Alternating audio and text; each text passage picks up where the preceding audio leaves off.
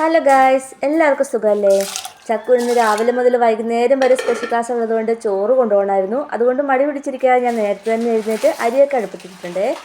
പിന്നെ ഒഴിവാക്കാൻ പറ്റാതെ നമ്മുടെ ചായയിലേക്ക് കിടന്നു. ഇന്നലെ ബ്രെഡ് റോസ്റ്റ് ഉണ്ടാക്കിയതിൻ്റെ ബാക്കിയിരുന്ന ബ്രെഡും ചായയുടെ കൂടെ കൂട്ടി അങ്ങ് കഴിച്ചേ.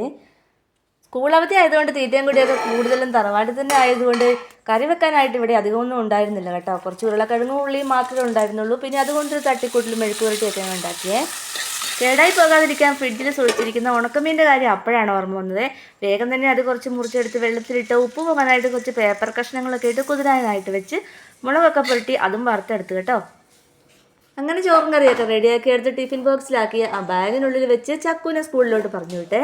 കഴിച്ചിട്ട് പോകാനായിട്ട് തറവാട്ടിൽ നിന്ന് കൊണ്ടുവന്ന പൊറോട്ട ഇരിപ്പുണ്ടായിരുന്നേ.